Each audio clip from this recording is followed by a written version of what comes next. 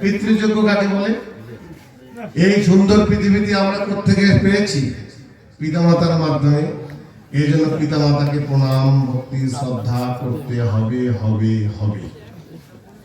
যারা মাকে ভালোবাসো না, যারা পিতাকে ভালোবাসো না, তারা কি ভগবান পাবে নাকি?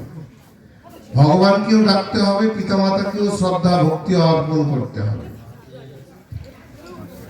ঠিক আছে?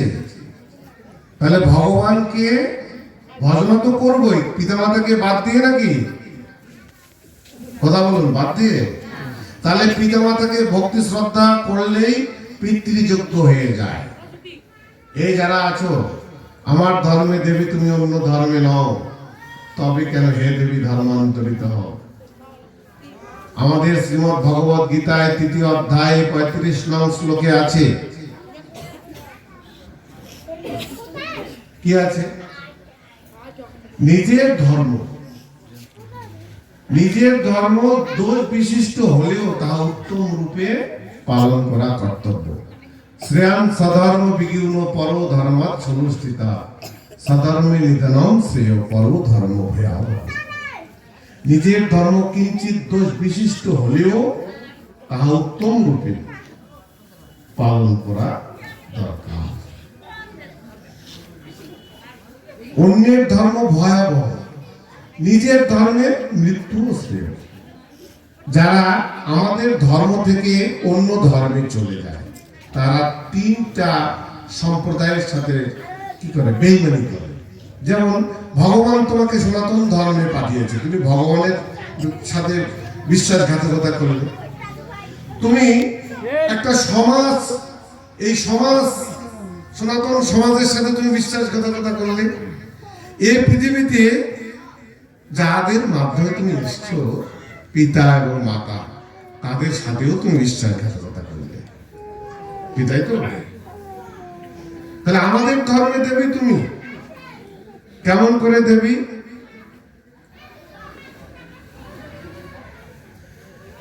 বিয়ে যেদিন হয়, আগের থেকে তো আছে, একটা উদাহরণ দেই। যেদিন বিয়ে দেয় কোন সন্তান, নতুন বউকে যেদিন বিয়ে করে নিয়ে আসে, সেদিন একটা থালা দেয় না, লাল রং, সাদা কাপড়। বিয়ের দিনে শ্বশুর বাড়িতে পা দিচ্ছে, কে প্রবেশ করলো? মা, ঘরের লক্ষ্মী না? কে দেয় না? ঘরের লক্ষ্মী প্রবেশ করলো। তাহলে তিনি দেবী কিনা? তিনি দেবী। কিন্তু যাই হোক, দেবীটা পরে আমরা শাশুড়ি বৌমার ঝগড়া তো আছে, তো ওইদিকে পড়ে যাচ্ছি, এদিকেই থাকি। এই পঞ্চযজ্ঞ করতে হয়। তারপরে কি? এই জন্য পিতামাতা যারা ইয়ং জেনারেশন আছো, তোমার ভালোর জন্য তোমার পিতামাতা তোমাকে রূঢ় ভাষায় কথা বলে। এর অর্থ এই নয় যে আমার পিতা আমার মাতা আমাকে ভালোবাসে না। আবার পিতামাতার কাছে গালমন্দ শুনে কেউ কেউ বিপথেও চলে যায়, তারা ভুল পথে আছে। তোমার যদি কিছু হয়, তোমার বন্ধু বান্ধব কষ্ট পায় না, তোমার আত্মীয় স্বজন কষ্ট পায় না, সবচেয়ে বেশি কষ্ট পায় তোমার পিতা এবং মাতা। এই জন্য মন্ত্র বলেছি, পিতা স্বর্গ পিতা ধর্ম পিতা হি পরমম তপ। পিতরি প্রীতিমা পণ্যে, কেউ কেউ এখানে প্রতিমা বলে, প্রতিমা না, প্রীতিমা। প্রীতিমা শব্দের অর্থ, পিতা যদি আনন্দ হয়, খুশি হয়, তাহলে সর্বদেবতা খুশি হয়ে যায়। পিতা স্বর্গ পিতা ধর্ম, পিতাই স্বর্গ পিতাই ধর্ম, পিতাই পরমম তপ। পিতাই আমার তপস্যা।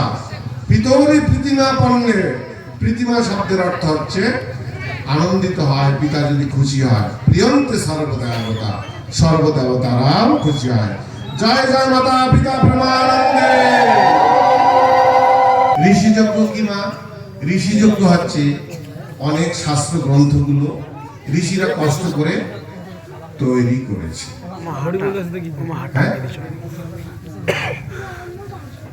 সন্ধ্যা থেকে বসে আছে, তো আর কত বসে থাকে, তাই তো?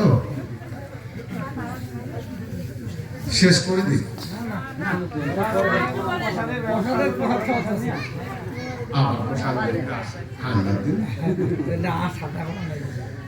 ঋষিযজ্ঞ, ঋষিরা কি করেছে?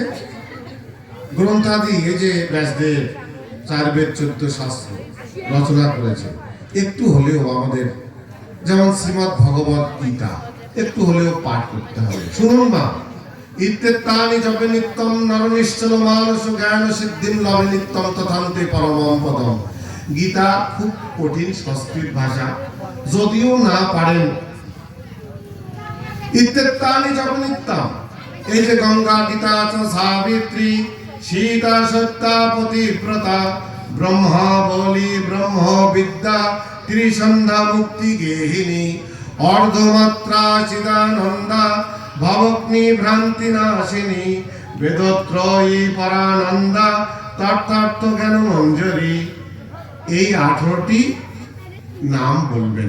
ইত্যেতানি জপে নিত্যম, প্রত্যেক দিন যদি এই নাম জপ করা হয়, নরনিশ্চল মানস, সকল মানুষের মনের অভিলাষ পূর্ণ হয়। এবং কি হয়? তথান্তে পরমম পদম। এই যে অভিলাষ পূর্ণ হওয়ার সাথে সাথে জ্ঞান লাভ হয়, জ্ঞানের সাথে সাথে আপনি মৃত্যুর পরে সেই বৈকুণ্ঠ ধাম প্রাপ্ত হবেন। এই জন্য ঋষিদের এই গ্রন্থাদি একটু হলেও পাঠ করতে হবে। তাহলে কয়টা গেল? 4টে গেল না?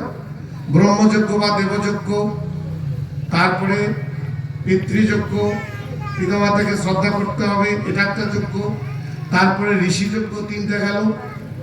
তারপরে নিরিযজ্ঞ, এই যে অতিথি আজকে যারা আয়োজক বিভিন্নভাবে আমাদের আহ্বান করেছেন, আহ্বান করে আমরা কি আপনাদের অতিথি না? যারা এখানকার অতিথি, তো অতিথির জন্য কি করতে হয়? একটু প্রসাদ বা একটু আপ্যায়ন, ভালো মন্দ জিজ্ঞাসা করা, কি তাই তো? এটা নিরিযোগ্য। বাড়িতে অতিথি যায় না আপনাদের? শুনুন, আপনি বাড়িতে, আপনার বাড়িতে কেউ গিয়েছে, আপনি দিতে না পারলেও মিষ্টি কথায় তাকে বিদায় দিন, কোনো কথা বলা যাবে না। আপনার গৃহে কে কিভাবে এসছে আপনি তো জানেন না, জানেন কি? আমরা কি জানি? এই জন্য দিতে না পারলেও একটু সুন্দরভাবে ওনাকে বলে বিদায় দেবেন। এটা হচ্ছে নিরিযোগ্য। আর ভূতযোগ্য, আর যদি দিতে পারেন ভালো, নিরিযোগ্য হয়ে গেল। আর ভূতযোগ্য, আপনি বাড়িতে গরু পুষছেন, ছাগল পুষছেন, যেমন আগের যুগে এই আমার বাবারা, আমার ঠাকুরদারা যখন খেতে বসতো, এই একটু একটু করে নিয়ে মাটিতে দিত। আচ্ছা, কেন দিত বলুন তো? ভূতযোগ্য হতো। ওইটা তো ওই লেপা কুচার সময় ফেলাই দিত না, কিন্তু একটা পিপিলিকা খেত, না হলে যে কোনো একটা জীব ওখানে মুখ বসাতো, এই যে পাখি খেত, এই যে ভূতযোগ্য।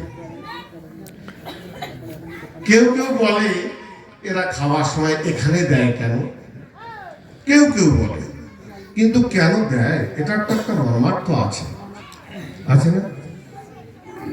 এই যে কালকে আলোচনা হলো দুর্বা ঘাস কেন দেয়।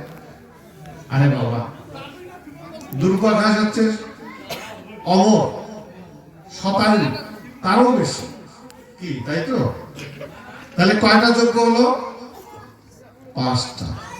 এই গৃহস্থ ধর্মের মানুষগুলো এই 5টা যজ্ঞ আমাদের কি করতে হবে? করতে হবে। মায়েরা, এই জন্য কি ভালো লাগতেছে? রাত হয়ে গেছে, খিদা লাগছে, তাই তো? হ্যাঁ, আচ্ছা, যেখানে গেছিলাম এবার আপনাদের ডাইরেক্ট আপনাদের কাছে আছে। বলুন তো মা, স্বামী বড় না স্ত্রী বড়? স্বামী বড়, তাই না? ঠিকই আছে। নারী বড় না পুরুষ বড়? এইবার আসুন তো, এইবার নারী বড়। তো পুরুষের ভক্তি দেন কেন? হ্যাঁ, না ঠিকই বলেছেন, নারীরাই বড়। আপনাদের শরীরে 51টা পিঠ অবস্থান করছে। কতগুলো? 51টা পিঠ।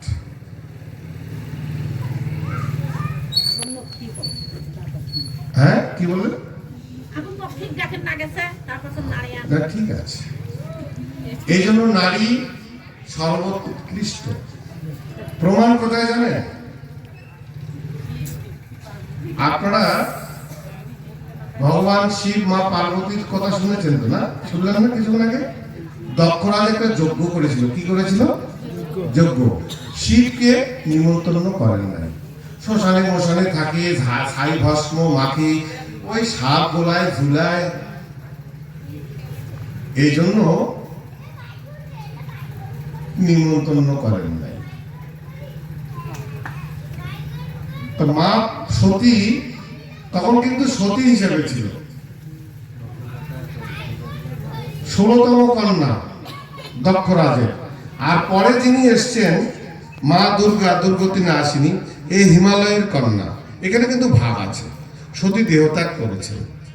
হ্যাঁ, তা যখন স্বামীকে এসে বলছে, শিবকে এসে বলছে, পিতার গৃহে মেয়ে তো অনিমন্ত্রিত অবস্থাও যেতে পারে, তুমি না হয় স্বামী, আমাকে অনুমতি দাও। তুমি যাচ্ছ না, আমাকে অনুমতি দাও, আমি যাব। পিতৃগৃহে মেয়ে যেতে পারে না, নিমন্ত্রণ ছাড়াই যেতে পারে। তুমি যাবে? না যাওয়াই ভালো। না না, সব বোনরা এসছে, আমাকে যেতে দাও না। স্বামীর কাছে যখন খুব কাকতি মিনতি করছে, আপনি আমি যাবার দে নাই নাই, আমি চলি কেন? নারী কোথায় বড়, কেমন করে বড় আসিতেছিল? সব নারী বড় না। শঙ্কনী, হস্তনী, চিন্তিনী, পদ্মনী, 4 জাতির নারী আছে না? এই যে ইত্তেতানি, জপনিত্যম, এগুলো তো নারীর নাম। অহল্যা, কুন্তি, তারা, মন্দোদরী, দ্রৌপদী, পঞ্চসতী, স্বরনিত্যম, সর্ব পাপ বিনাশন। আরে পুরুষ সতীর নাম নিয়ে পাপ মোচন করে। আবার ওই যে জলের গ্লাস, ওম গঙ্গে চ যমুনে চৈব গোদাবরী সরস্বতী নর্মদে সিন্ধু কাবেরী জলে অস্মিন সন্নিধিং কুরু। ওম গঙ্গা, যমুনা, সরস্বতী, কাবেরী, এগুলো সবাই সন্নিধিং কুরু মানে অবস্থান করুন। তারপর আমি শুদ্ধ হচ্ছি। ওম অপবিত্র পবিত্র বা সর্বাবস্থাং গত অপিবা ইয়াস্মরিত পুণ্ডরীকাক্ষং সা বাইয় অভ্যন্তর শুচি। ওই নারী দিয়েই ফির আমি শুচি হচ্ছি, কি তাই তো? তাহলে কোন নারী? দেখুন, তখন শিবের 2 জন পুত্র আছে, মানস পুত্র, নন্দী এবং ভৃঙ্গি। বলছে তোমার মা যেতে চাচ্ছে, যাও নিয়ে যাও। দক্ষরাজের গৃহে চলে আসলেন সতীর মা, অর্থাৎ শিবের শাশুড়ি মা। সতী এসে কি করলেন? মাকে প্রণাম করলেন, আলিঙ্গন করলেন, বোনদের সাথে আলিঙ্গন করলেন। কিন্তু মন খারাপ, নিজের স্বামীকে আমার বাবা নিমন্ত্রণ করেনি, মন খারাপ। যজ্ঞস্থলে বসে আছে পিতা, দৈত্যগুরু শুক্রাচার্য মন্ত্র উচ্চারণ করছে। ধীরে ধীরে সন্তর্পণে গিয়ে পিতাকে প্রণাম করলেন। পিতা বলে উঠলেন, তুমি এসছো কেন? তোমাদের তো নিমন্ত্রণ করা হয়নি। নিমন্ত্রণ তো তোমাদের করা হয়নি। শ্মশানে মশানে বাস, ছাই ভস্ম মাখে, বাঘের ছাল পরে লজ্জা নিবারণ করে। পৃথিবীতে যে সর্প মানুষকে দংশন করে, মানুষকে মেরে ফেলে, সে গলায় ঝুলিয়ে রাখে। কেন গলায় ঝুলিয়ে রাখে জানেন? ওই তত্ত্ব তো আর দক্ষরাজ জানে না। জানে? জানে না। তৃণাদপি শুনিছেন তররপি সহিষ্ণু না, অমানিনা মানদেন কীর্তনিয়া সদা। অর্থাৎ পরম শত্রুকেও বন্ধু বলে নিতে পেরেছে কে? পরম বৈষ্ণব, হর হর মহাদেব শিব। আমাদের গীতা সংঘের বাবু অর্জুন রায়, উনি উপজেলার চাকরি করেন। আমি তো এদের পরিচয় দেইনি, না দেওয়া উচিত ছিল। বসেন। আবার মানিক তো মোটামুটি যে এলাকায় চিনে মনে হয়, ও আবার বর্তমান সেনাবাহিনীতে চাকরি করে। এই যে বাবু নৃপেন্দ্রনাথ রায়, উনি প্রভাষক। আর জয়ন্ত দা উপজেলায় চাকরি করে। আমাদের হারাধন দাদা, তার শ্বশুর বাড়ি এদিকেই, উনিও হাই স্কুলের টিচার। এই মাত্র আসলেন সেনা কর্মকর্তা মানিক রায়। অর্জুন রায় উপজেলায় চাকরি করে। এই যে আমাদের লিটন রায় সহকারী শিক্ষক, নন্দী রায়, আমাদের ওই যে সাংগঠনিক সম্পাদক শান্তলাল রায় কোথায় গেল, ও আবার ইউপিজেডের অফিসার। হ্যাঁ, আমাদের একটা গীতা সংঘ আছে, শ্রী শ্রী সনাতন গীতা সংঘ, আমরা সবাই গীতা সংঘের সদস্য। হ্যাঁ, আমি শ্রী অধম রামগোপাল রায়। এরকম একটা গীতা শিক্ষা নিকেতনে আমি ওই গীতা শিক্ষা দিই। ওটা তো বলা যাবে না, আমি শিক্ষা দিই ভগবানের কৃপায় আর কি আছি। হ্যাঁ, 6 থেকে যত পর্যন্ত মানে সর্বনিম্ন 6-এর শিক্ষার্থীরা সেখানে ভর্তি হতে পারে। বর্তমান ভর্তি চলছে। তৃতীয় ব্যাচ আমাদের একটা প্রোগ্রাম আছে শনিবার, আমরা গড়িয়া গোপালপুরে যাচ্ছি শিক্ষা সফরে। আমাদের শিক্ষার্থীদের নিয়ে 2টা বাস ভাড়া হয়েছে, আমরা যাচ্ছি। ওখান থেকে ফিরে এসে সমাপনী অনুষ্ঠান, ক্রেস বিতরণ, সার্টিফিকেট প্রদান, তারপরে নতুন ক্লাস শুরু হবে। এই আমাদের পরিচয় বললেন। আর যাই হোক, সবাইয়ের জন্য একটা জয়ের জন্য উদ্বোধনী দেন তো। জয় জয় রাধা কৃষ্ণ প্রভাত।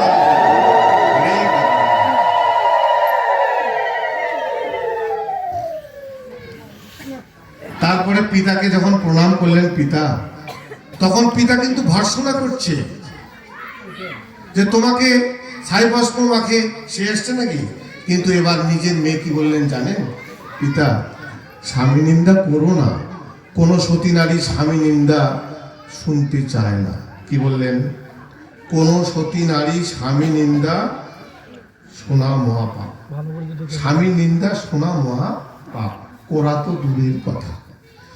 আবার বলছে তোমার স্বামী হিসেবে তুমি মেনে নিও, আমি ওকে আমি জামাতা হিসাবে মেনে নেই না। দেখছো আমাদের কি সুন্দর সমাজ। স্বয়ং ভগবান শ্রী বিষ্ণু আমার যজ্ঞস্থলে এসছে, কত মুনি ঋষি দ্বিজ বিপ্র মহর্ষি দেবর্ষি দেবতাগণ এসছে, আর এই জন্য তোমার স্বামীকে আমি নিমন্ত্রণ করি নাই।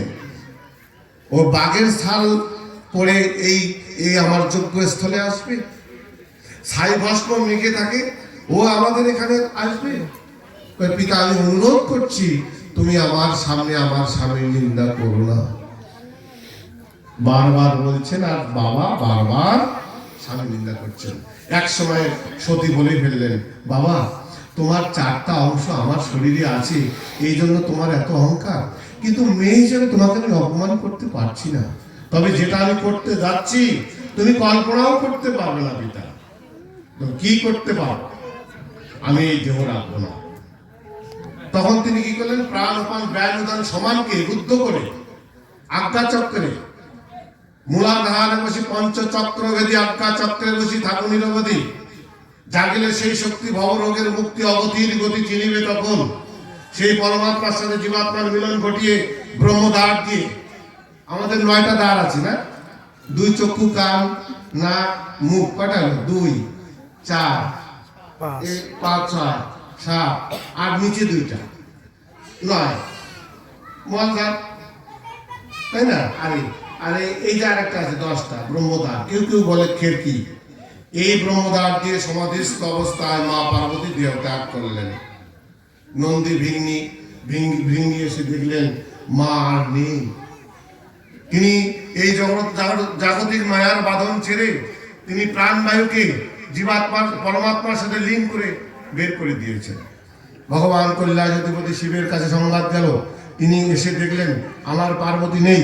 তখন জটা থেকে বীরভদ্র নামে অনুরূপ একটা শিব তৈরি করলেন, বললেন যাও যজ্ঞস্থলটাকে ধ্বংস করে দাও। সবাইকে যজ্ঞস্থলটাকে ধ্বংস করে দিলেন। আর মা পার্বতীর শরীরটা নিয়ে নৃত্য করা শুরু করলেন। নৃত্য করতে করতে করতে করতে ভগবান বিষ্ণু তখন স্বয়ং দণ্ডায়মান। তখন ভগবান বিষ্ণু মনে মনে ভাবছেন, যেভাবে নৃত্য করছে তাহলে তো পৃথিবী প্রলয় হয়ে যাবে, কি করি শিবের ক্রোধ কিভাবে শান্ত করা যায়। তখন ভগবান শিব সুদর্শনকে ডাক দিলেন, সুদর্শন সুদর্শন। সুদর্শন আসলেন, বললেন মায়ের শরীরটাকে খণ্ড বিখণ্ড করো। যখন মাকে কাটা শুরু করলেন, বিভিন্ন পৃথিবীর বিভিন্ন জায়গায় মায়ের যেখানে যেখানে অঙ্গ পড়েছে সেখানে সেখানে 51টা জায়গায় 51টা শক্তিপীঠ তীর্থস্থানে পরিণত হয়েছে। জয় জয় সতী মাতা প্রেমানন্দে। আমরা সৌভাগ্যবান, আমাদের দেবীগঞ্জ বোদা উপজেলার পাশাপাশি একটি ভ্রামরী মাতার মন্দিরের মায়ের বাঁ পায়ের গোড়ালি আছে, গেছেন? যেখানে নৌকা ডুবি হলো ওখানে মা সতীর বাঁ পায়ের গোড়ালি। আমরা ভাগ্যবান। এখানে যে মূল যে কথাটি বললো যে স্বামী নিন্দা শোনা মহা পাপ, তাহলে মা আপনারা কি করবেন? আপনার বাবার বাড়ি আপনি যখন যাবেন, আপনার আজকে থেকে বলবেন, মাও যদি আপনাকে বলে আপনার জামাইয়ের কথা, ওনার জামাইয়ের কথা, জামাইকে এরকম এরকম তোমাকে খুব মারে অমুক তমুক, তবু মাকে বলবেন, মা স্বামী নিন্দা করবো না। ওই স্বামীটাকে তো আর বাদ দিবার পারিব না, বলে সারা জীবন তো অর্ধেক চলে গেল, তো ওইটা নিন্দা করিয়ে লাভটা কি? এ মা শুনুন, স্বামীর সাথে ঝগড়া করবেন না। আর স্বামীদেরও বলছি, আপনিও আপনার সহধর্মিনীর সাথে ঝগড়া করবেন না। কেন? যেহেতু আপনার সহধর্মিনীকে আপনি আর বাদ দিতে পারছেন না, তাহলে সহধর্মিনীর সাথে ঝগড়া করে কেন আপনি আপনার সংসারটাকে অতিষ্ঠ করে তুলছেন? আর আপনিও ভাববেন, আমি স্বামীকে যা কটু কথা বলেছি, আজকে থেকে ধর্মসভায় শুনে আমি আর বলবো না। কারণ ওর সাথে ঝগড়া করে, যখন আমি ঝগড়া করি, সন্তানরা কষ্ট পায়। কি পায় কি পায় না, চোখে দেখা যায়। শুনুন মা, আপনার স্বামী যখন আপনার সন্তানকে মারে, আপনার মা হিসাবে আপনার শরীরে ব্যথা লাগে কি লাগে না? এটা কি চোখে দেখা যায়? দেখা যায় না। স্বামী স্ত্রী বাবা মা যখন ঝগড়া করে, সন্তানও কষ্ট পায়। এটা বুঝতে হবে। যারা বৌমা আছে, আপনাদের কাছে আর একটা জিনিস আছে। এবার মেইন পয়েন্টে চলে আসলাম। আচ্ছা বলুন তো, তাহলে কি আজকে থেকে স্বামী নিন্দা হবে? ওরে বাবা, না করলে ভালো। আপনি সত্যি আপনার নাম আপনার সন্তান নিয়ে বৈকুণ্ঠ ধামে চলে যাবে, শাস্ত্রে আছে। ও বাবা, স্বামী ছেড়ে চলে গেছে। শুনুন মা, এবার তাহলে আসেন। 5টা জায়গায় কলি অবস্থান করছে বর্তমান। কয়টা জায়গায়? পরীক্ষিত মহারাজের রাজ্যে এই কলি প্রবেশ করলো। কোন কোন জায়গায় কলি অবস্থান করছে জানেন? প্রথম যে কলি অবস্থান করছে পাশা খেলা, অর্থাৎ পঞ্চপাণ্ডব দ্রৌপদী পর্যন্ত বন্ধক রেখেছিল। কি রাখেনি? নিজের স্ত্রী পর্যন্ত বন্ধক রেখেছিল পঞ্চপাণ্ডব। তাহলে ওই পাশা খেলার মধ্যে কলি আছে। তাহলে পাশা খেলাকে কেন্দ্র করে তাস খেলা, যারা তাস খেলায়, যারা ফরগুটি খেলায়, যারা মোবাইলে ক্যাসিনো খেলায়, মোবাইলে পয়সা দিয়ে লুডু খেলায়, কলি আছে। পয়সা দিয়ে খেলাগুলোতে কি আছে? কলি আছে। কারণ কি? কেউ না কেউ তো লাভ করবি। পকেট থেকে টাকা যায় না, তার টাকা খরচ হইলে বুদ্ধি না যায় না, টাকা নষ্ট হয়ে গেল, সময় নষ্ট হয়ে গেল, কলি। এই জন্য ওই খেলাটাতেই কলি। অনেক দেখবেন সর্বশান্ত হয়ে গেছে এই মোবাইলের কিছু কিছু খেলার মাধ্যমে, হয়নি? এই কলি অবস্থান করছে। দ্বিতীয় কলি কি? দ্বিতীয় কলিটা হচ্ছে নেশা জাতীয় দ্রব্য যারা খায়, নিজের বুদ্ধি নাশ হয়, মেজাজ খিটখিটে হয়, বিবেক লোপ পায়, এবং বাড়িতে গিয়ে বউর সাথে, নিজের সহধর্মিনীর সাথে ঝগড়া বিবাদ করে, নিজের পিতা মাতার মাধ্যমে সুন্দর পৃথিবী দেখেছে তাদেরকেও অবজ্ঞা অশ্রদ্ধা করে, হয় কিনা? তাহলে এই যে কলিটা খাচ্ছে, যে কলিটা ভিতরে ঢুকাচ্ছে নেশা, সেটা কি কি হতে পারে? গাঁজা হতে পারে, বাবা হতে পারে, আরো অনেক দ্রব্য, নেশা জাতীয় দ্রব্য যারা খায়, কি তাই তো? তাহলে কলি। তৃতীয় কলিটা কি? ওই যে বললেন যে স্বামী নিন্দা করে, গামিতা। গামিতা মানে কি? নিজের স্বামী থাকা অবস্থাও যে নারী অন্য পুরুষের কল্পনা করে মাথায়। আর পুরুষটারও হতে পারে যে স্ত্রী থাকা বা সহধর্মিনী থাকা অবস্থায় যে পুরুষ অন্য নারীর প্রতি আসক্তি, এটাকে বলে স্ত্রী সংস্রব জায়গা। যে পুরুষটা নিজের সহধর্মিনী আছে, তারপরেও অন্য পুরুষের প্রতি, অন্য নারীর প্রতি আসক্তি, ওই পুরুষটাকেও কলি ধরছে। আর যে নারীটা ওইরকম করে, অন্য পুরুষের চিন্তা করে, ওকেও কলি ধরেছে। ওরও সংসার ভালো যাবে না। যাবে? এইদিকে নয়, আমাদের এদিকে আছে। তৃতীয়, এটা তৃতীয়টা গেল। চতুর্থটা কি? হিংসা নিন্দা কুটিলাটি। এই বাড়িতে হিংসা নিন্দা চলে না? খুব হিংসা নিন্দা। আচ্ছা, আপনাদের যদি জিজ্ঞাসা করি, 100 জন জামাইকে জিজ্ঞাসা করি, জামাই বাবাজিরা তোমরা 100 জন জামাই শ্বশুর শাশুড়ি কি শ্রদ্ধা ভক্তি করো? 90 জন বলবে যে হ্যাঁ। আর 100 জন বৌমার যদি জিজ্ঞাসা করা যায়, বৌমাগণ তোমরা কি শ্বশুর শাশুড়ি শ্রদ্ধা ভক্তি করো? 10 জন করবে যে করি, আর 90 জন করি করি, মানে ইতস্ত করিবে, মানে করে না এরকম। আর 90 জন ছেলে বলবে যে হ্যাঁ করি তো, 10 জন হয়তো বা করে না। এটাই বাস্তবতা। কিন্তু শাশুড়িরা বলুক, এনারা বলবে যে না ঠিকই হচ্ছে। কোথায় দেখুন, এই যে কাকাবাবুর কি নাম? প্রভু, আমার নাম বীরেন সরকার। বীরেন সরকার। বীরেন সরকার বাবু দুটো গাভী পুষে। কি পুষে? গাভী। একই দিনে ধরে নেন, এই গাভীটার একটি ছানা হয়েছে, বাছুর হয়েছে, এই গাভীটারও বাছুর হয়েছে। তা উনি মনে মনে ভাবছে, দেখি তো এই বাছুরটা এই গাভীটাকে লাগাই দিয়ে খাচ্ছে না নাই, আর এই বাছুরটা এই গাভীটাকে লাগাই দিয়ে খাচ্ছে না নাই। উনি কিন্তু তাই করলেন, লাগাই দিলেন, খাওয়া শুরু করলেন। এ তো ছোট মানুষ, অবুঝ, ও মনে করছে এটাই আমার মা। খাওয়া শুরু করলেন, কিন্তু মাও দেখাচ্ছে যে এটা আমার বাছুর নয়। কিছুক্ষণ পরে দেখাচ্ছে এটা আমার বাছুর নয়। তা আমার বাছুর যখন নয়, তখন পিছনের পা দিয়ে ঝাঁটা মারেছে, পিছাও পালাও। কে আগে ঝাঁটা মারে মা? তাহলে শাশুড়ি।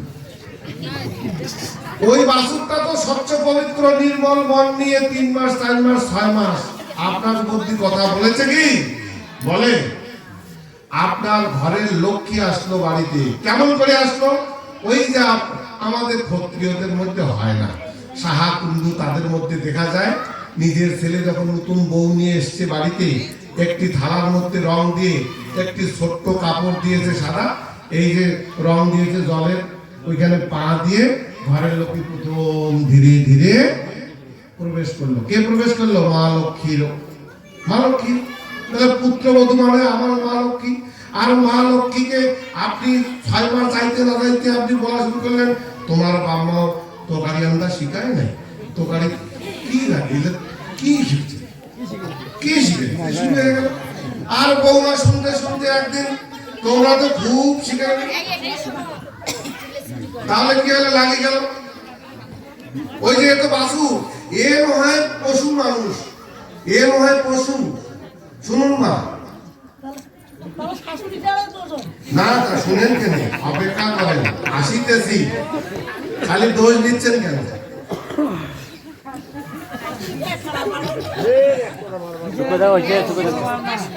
হ্যাঁ শুনেন, ফিনিশিং দিতে হবে না, সমাধান দিবে তো, সমস্যা কি? একে অপরের পরিপূরক। শুনুন, এই দুইটা ছেলে, অবুঝ ছেলে কি ঝগড়া করছে। এ বলছে তোমার মা খারাপ, আমার মা ভালো, জানিস? ও বলছে না না, তোমার মা খারাপ, আমার মা ভালো। বলছে সেদিন তোমাকে মারলো, কেমন লাগলো? তোমার মা খারাপ, যে আমিও দেখেছি তোমাকেও মেরেছে, তোমার মা খারাপ। এভাবে ঝগড়া করছে করছে করছে। একজন এরকম জ্ঞানী প্রজ্ঞাবান ব্যক্তি এসে বলছে, বাবা কি জন্য ঝগড়া করছো? বলছে ওর মা খারাপ, আমার মা ভালো। ও বলছে না আঙ্কেল, ওর মা খারাপ, আমার মা ভালো। তখন বলছে বাবা তোমার মা তোমার কাছে ভালো, ওর মা ওর কাছে ভালো। বলছে হ্যাঁ ঠিকই তো, এই তোমার মা তোমার কাছে ভালো, আমার মা আমার কাছে ভালো। কি তাই না? সমাধান না? কি হয় না? তাই এই যে একজন গাভী, সে ঘুমায়, খায়, সন্তান উৎপন্ন করে, কিন্তু তার জ্ঞান নেই। কিন্তু মানুষ ওই একই কাজটি করে, মানুষ খায়, ঘুমায়, সন্তান উৎপন্ন করে, কিন্তু মানুষ জ্ঞান আছে। বিয়ে বাড়িতে দেখবেন 4-5টি ছাগল যখন কাটবেন, 2টা ছাগল কেটেছেন আর 3টা তাদের সামনে পাতাড়ি দেন, তারা পাতাড়িয়ে খাচ্ছে। ওদের বোধ নেই, এরপরে আমাকেও কাটতে হবে। কিন্তু মানুষের কি আছে? জ্ঞান আছে, কি, তাই না? আলোচনার মধ্য দিয়ে শিখে যাবেন বা বলবেন যে আমি শুনেছি, যা পূর্বে গালি দিয়েছি আর দেব না। এই শ্বশুর শাশুড়ির মাধ্যমে আমি আমার পতিকে পেয়েছি, আমি আমার স্বামীকে পেয়েছি। কি বোঝা যায়? এই শ্বশুর শাশুড়ি যদি না থাকতো, তাহলে আমি আমার পতিকে, আমি পতি দেবতাকে পেতাম না। অতএব আমি আমার এই বয়স্ক এবং বয়স্কা যে শ্বশুর শাশুড়ি পূর্বে যা কটু